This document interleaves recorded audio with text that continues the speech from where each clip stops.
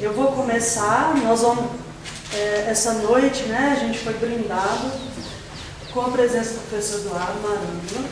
Nós vamos fazer um colóquio. Como eu não sei se está todo mundo familiarizado com o formato de colóquio, né? O colóquio é uma ocasião em que a gente vai fazer perguntas, né? Como se fosse, enfim, perguntas para a pessoa responder, né? As perguntas, vocês podem, obviamente, podem surgir mais perguntas aqui, sem nenhum problema, mas o grupo de pesquisa que está organizando, que é o GUAPO, né? O Grupo de Pesquisa de Geografia Humanista, Arte, Psicologia e Fenomenológica, já vem fazendo estudos em cima do texto do professor Eduardo para que a gente possa, né, fazer essas questões. E quem tiver outras questões, eventualmente, é só levantar a mão e tudo mais. Mas antes da gente começar efetivamente, eu quero agradecer, primeiro agradecer muito ao mestrado em Ciências Humanas, especificamente aqui na figura da Tereza, que está aqui, né, conosco, porque eles viabilizaram a vinda do professor Eduardo aqui, né, e gentilmente cederam o horário dele para a gente, né, Tereza? Eu brinquei com o Eduardo, hoje é deles. Quero agradecer o apoio da FH, do curso de Geografia, os professores estão aqui presentes, né? Professor Douglas, Aline, Humberto, professor Cláudio, quem mais aqui? Yuri, Douglas. Agradecer vocês, que alunos estão aqui presentes, registrar a presença da professora Valéria Morim, da UFMG, que amanhã vai fazer uma oficina conosco também, na Casa da Glória, às 19 horas, todo mundo convidado. Mas agradecer, sobretudo, sobremaneira, o professor Eduardo, por ter vindo aqui. Não é fácil esses deslocamentos, ainda mais lá para os idos de dezembro, né? De 18 de dezembro, saiu 5 horas da manhã de casa, né? Dizer que é uma honra imensa para o GUAPO, assim, nós estamos extremamente felizes, sonhando com esse momento já há algum tempo. O professor Eduardo já esteve aqui, já teve a oportunidade de, no segundo também, fazer um colóquio, mas a gente não teve a oportunidade ainda de estar com ele, sim, né? Sozinho conosco, para a gente poder aproveitar. É uma honra para a universidade também, né? Uma pessoa da envergadura do Eduardo e da importância que ele tem para a área de conhecimento. Eu não tenho nem como expressar em palavras a felicidade que a gente tem de estar aqui. E eu também não vou fazer apresentações formais porque elas seriam todas perdidas na imensidão que esse pesquisador e professor aqui para a gente. Então, quem quiser ver as formalidades, abre no Lattes, porque ele é muito mais do que as formalidades que estão lá, certamente, né? Então, Eduardo, muito obrigada. Tome seu assento. Vou sentar aqui. Boa noite. A gente pode começar já assim, tá? Sim, senhor. Bom, como eu falei com vocês, gente, a gente já tem uma série de questões, mas quem quiser, tá, se coloque à vontade. Eu vou pedir que quem tiver questões vai vir aqui para poder sair na gravação, tá? Bom, Eduardo, para a gente começar, eu queria que você dissesse para todo mundo um pouquinho sobre o seu percurso, sobretudo como que você chegou na geografia humanista e na fenomenologia. E, eventualmente, você encontra ou encontrou algumas dificuldades ou percalços pelo caminho, resistência de pessoas de outras correntes de pensamento com o trabalho com fenomenologia. Bom, gente, boa noite. Eu agradeço essa recepção e esse interesse, né, da gente poder conversar um pouco essa noite. E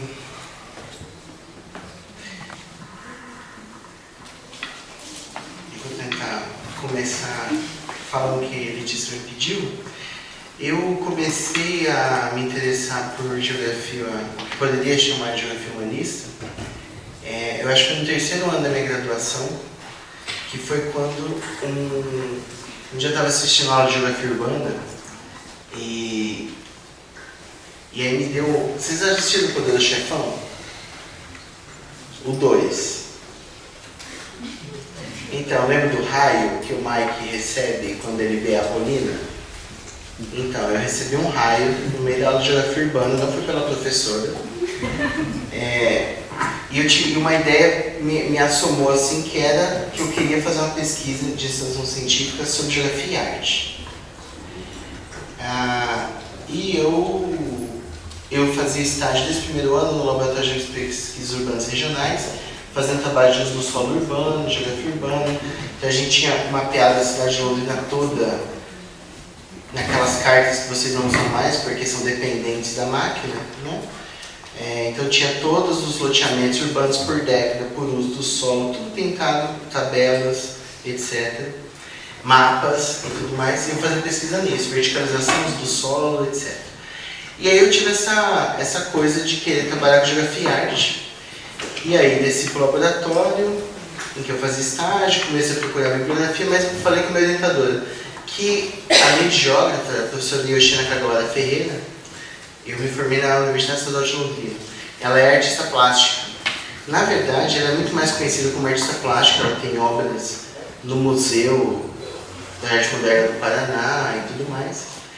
E geógrafa, mas também ela é muito conhecida como geógrafa, especialmente até os anos 90, né? Agora ela já se aposentou. Aí fui falar com ela e ela disse: você quer trabalhar com isso? Ótimo! Então, me deu uma dissertação velha, que é a dissertação do professor Bertrand Rose sobre geografia humanista, me deu a dissertação, outra cópia velha da dissertação do professor João Batista Pereira de Mello, sobre os compositores, o sentido de lugar das composições do Rio de Janeiro,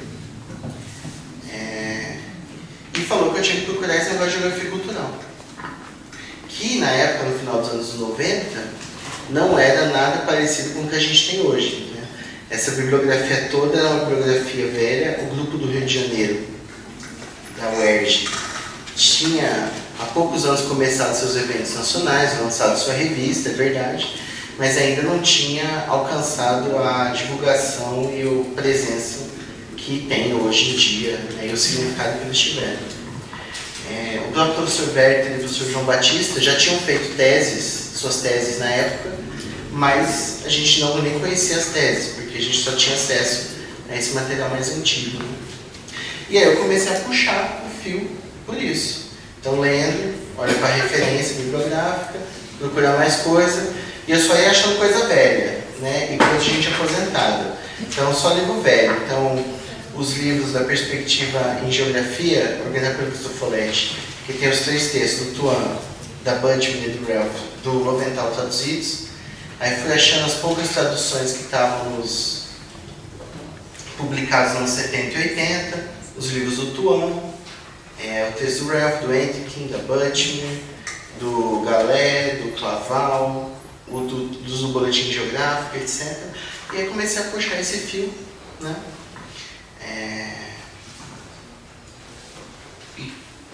Tá ficando muito comprido, né? Aí por fim eu fiz um projeto de iniciação científica que era Arte e Cultura do Pantaneiro. Mas eu nunca fui ao Pantanal fazer esse trabalho, viu? Porque essa minha orientadora, vocês têm que saber que ela é uma pessoa de uma mente extremamente aberta, tanto é que eu cheguei com uma coisa dessa para ela. E ela falou para eu ler, aliás, ela me deu toda a bibliografia de arte para ler também, né? Aí eu fui ler toda a história da arte, teoria da arte, teoria da cultura, antropologia, tudo por conta desse projeto, né? Mas a gente não foi porque não ganhou financiamento, então não teve financiamento, não foi para lá. Aí ele virou um estudo, digamos, de revisão bibliográfica, de entrada, e o resultado do relatório é o primeiro texto que eu escrevi sobre geografia humanista e cultural, que na verdade era uma sistematização, ou se vocês preferirem, uma revisão bibliográfica sobre esses 2 campos na geografia, né? E como é que eu chego na fenomenologia? Porque eu estudava ao mesmo tempo geografia humanista e cultural, traçando as 2 genealogias, né? A fenomenologia sempre estava lá, especialmente colocada como filosofias que inspiraram os geógrafos humanistas a buscarem esse caminho. Mas sempre aparecia fenomenologia, existencialismo, idealismo e hermenêutica, ou as filosofias dos significados. Sempre apareciam elas, né? E aí, na verdade, eu fui estudar humanismo, porque afinal, se é a geografia humanista, assim como eu fui estudar cultura, porque é a geografia cultural, Eu queria saber por que humanismo, né? Lembra que a gente tem geografia humana. Tem, né? Eu acho, enfim.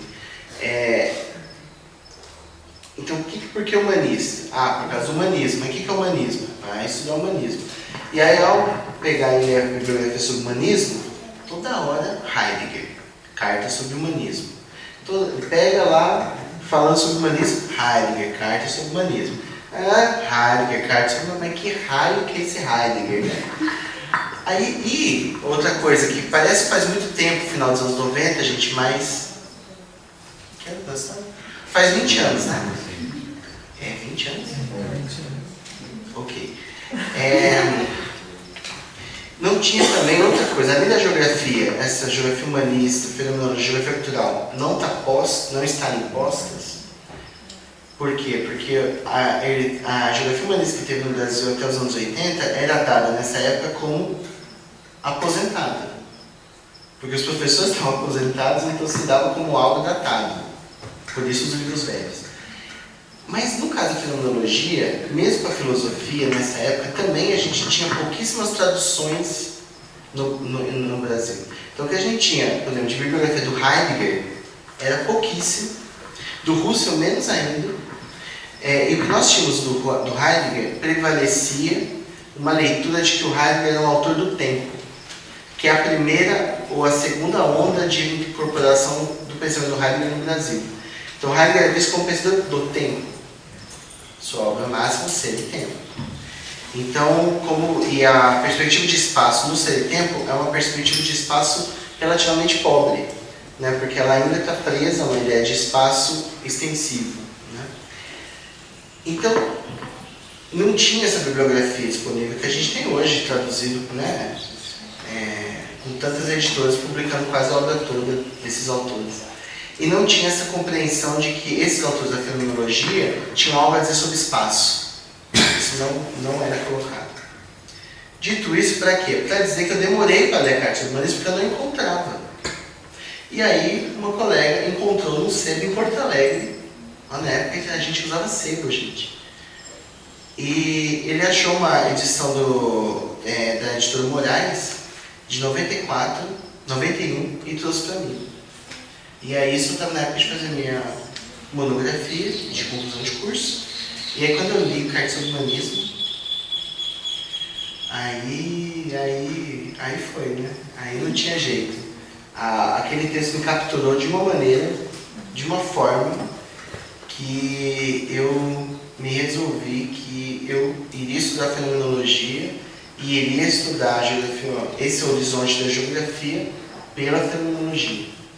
Porque a Carta do Humanismo, quem nunca leu, leia, é uma resposta do Heidegger a uma carta do Breffaut, que ele respondia, entre outras coisas, a crítica que o Sartre fazia à questão do humanismo, e dizendo que o existencialismo era humanismo, etc. Então, para responder, ele fez um livro, né? Não é comprido, é 60 páginas, em que, na verdade, ele repassa a sua filosofia, a ontologia fundamental, recoloca essas questões à luz da discussão sobre o humanismo. É sensacional, né? Então é isso. A outra parte, porque se eu não encontrei dificuldades, etc. Como eu disse, nessa época, era... o que hoje a gente entende como o terceiro horizonte teórico-metodológico da geografia, ontológico formal, da crítica marxista e humanista, cultural, nessa época ele estava praticamente, ele era dado como ou algo do passado, como os estudos de percepção, que eram vistos como datados, olha, foi naquela época e não tem mais. Não se esqueça que o TOA foi editado em 83 e nunca foi feita uma reedição. Até 2012. Então era dado como não existente. Né? Eu me lembro que a primeira eu insistia, né? Eu procurava em todos os sebos e todas as livrarias. E aí um dia eu estava na Saraiva em Campinas, no breve parênteses, e aí eu pedi para o rapaz olhar o sistema e ele encontrou o livro do Totopofinil. Aí eu fiquei doido, né? Eu falei, e onde está? Eu já olhei na geografia. Aí ele olhou assim, a categoria que estava, esotérico. Ô gente, vamos combinar, né? E flutuante. TOPUAM, topofilia, um estudo sobre percepção, valores do meio ambiente. Né? Para quem é de fora, é livro de esotérico. Né? Mas é claro que não estava lá, né, gente? Era um registro velho, que o livro não existia há muitos anos. Mas enfim, eu estou divagando. Aí, sempre, então essas coisas não estavam postas. Então, quando eu comecei a trabalhar, eu participei de muitos eventos, apresentando no Brasil todo, em áreas da geografia não, era como se eu estivesse falando com as paredes, assim, né? Em que sentido? Em que sentido que as pessoas não compartilhavam aquele referencial, aquelas leituras, tinham perguntas críticas prontas para ser feitas, que aprenderam com os professores, né? Ou seja, independiam daquilo que eu dissesse, a pergunta já estava pronta para ser feita. E muitas pessoas achavam que aquilo era absolutamente uma coisa do passado, que não tinha nenhum interesse a geografia trabalhar com aquilo, e que esse pessoal da geografia cultural aí do Rio que está começando com isso não sabe o que eles estão fazendo. Então, quer dizer, era um cenário completamente hostil, de pouco acolhimento e numa descrença assim bem marcada, eu diria. Mas como é que coloca, eu não falo muito, fico quieto. Não precisa só fazer perguntas, pode fazer comentário, pode conversar de fato.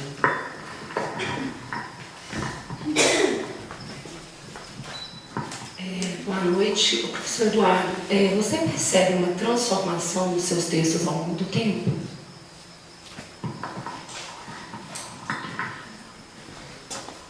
Com toda certeza, né?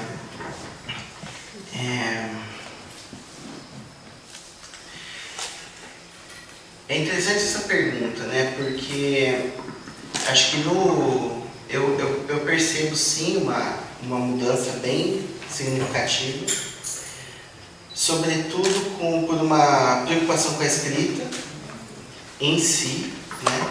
Quer dizer, no começo, quando a gente começa a escrever, bom, primeiro, todo bom aluno entra na universidade achando que escreve bem, né? E eu não era exceção, apesar de eu ter tirado a menor nota na redação do vestibular da minha família, né? A minha mãe gabaritou a redação, passou em primeiro lugar no vestibular, no mesmo ano que eu entrei. A minha irmã tirou uma nota maior que eu na redação, e eu lembro até hoje o título da redação do vestibular. Pra vocês verem o meu nível de frustração com a minha nota. Os computadores, eles se comunicam ou apenas trocam informações? Eu leio o tema da redação de julho de 97, mas tudo bem. Então a gente acha que escreve muito bem, né? A gente entra e quando você dá o texto para o seu orientador, ele só não rasga na sua frente por educação, né? Por pedagogia. E eu também passei, obviamente, por isso. Porque, na verdade, o processo escolar, ele faz com que a gente encare a nossa escrita de forma muito técnica. E eu vejo isso muito nos meus orientandos, né? Eles, mesmo que eles tenham prática de escrita a vida toda, eles chegam na hora de escrever o texto acadêmico e ele trava. Por quê? Porque ele pensa que escrever texto acadêmico é uma outra coisa. E, sobretudo, que ele não deve estar no texto. Né? Então, por isso que eu considero que o processo de escrita é um processo que envolve o amadurecimento do próprio pesquisador. E a sua própria escrita, ela vai amadurecendo, ela vai ganhando contornos. E nesse caso específico, nessa trajetória sobre a fenomenologia, ela vai ganhando cada vez mais uma necessidade de que a escrita ela esteja conectada diretamente, ou diretamente não uma forma definida, mas que a escrita ela também participa do processo de produção do conhecimento. E, portanto, se nós estamos trabalhando com a ideia, fenomenologicamente falando, que o conhecimento é existencial, que o próprio processo de escrita pode ser também o desvelamento do fenômeno. E não que eu desvelei na pesquisa e agora eu vou comunicar. Porque ao fazer isso eu objetifico. Então, tudo isso ficou muito forte para mim, que precisava trabalhar a escrita, e não é trabalhar para ter um jeito só de escrever. cada vez, né? Eu me lembro que eu fiz a minha livre docência ano passado, e aí eu adotei uma escrita bem, digamos, não ortodoxa. E alguns membros da banca, que conhecem minha bibliografia, né, sobre vulnerabilidade, população ambiente, eles ficaram meio incomodados, meio assim, tipo, agora você só vai escrever desse jeito? Eu falei, não. Cada texto, para cada coisa, a escrita também é de outra maneira.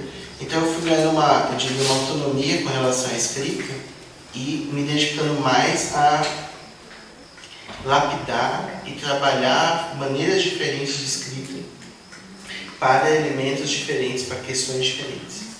Então eu noto hoje, por exemplo, uma presença assim, de um tom ensaístico e a própria da literatura nos textos, né? Que não são como um objeto de estudo, mas são como uma própria maneira de tornar os textos vívidos, fenomenologicamente falando.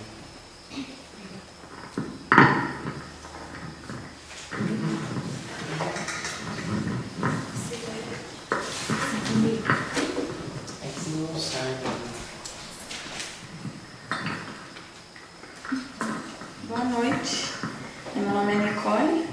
Eu queria saber como as áreas mais técnicas podem ser estudadas a partir da geografia humanista. Você quer dizer mais técnicas?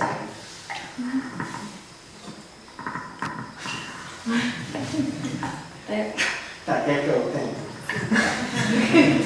Tá, eu faço as duas partes então. Obrigado pela pergunta, Nicole. Bom, se você está querendo dizer com áreas mais técnicas, como aquelas áreas que têm uma finalidade mais pragmática, no sentido do resultado, né? Ou seja, procura algo que ela possa aplicar, porque o foco principal não é o meio, mas é o fim. Entendendo? Dessa forma, áreas técnicas,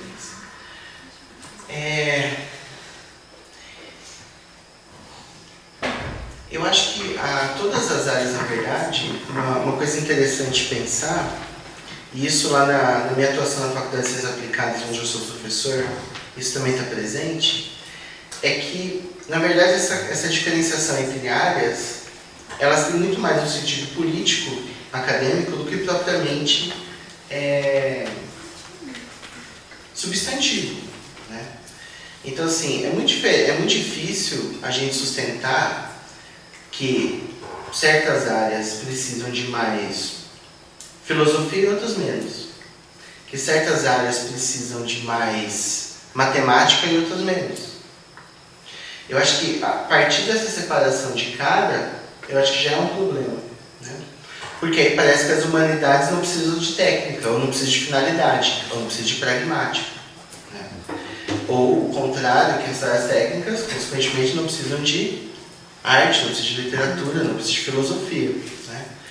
Eu acho que se a gente concebe o conhecimento de uma maneira mais ampla e não perder de vista que todo o processo de formação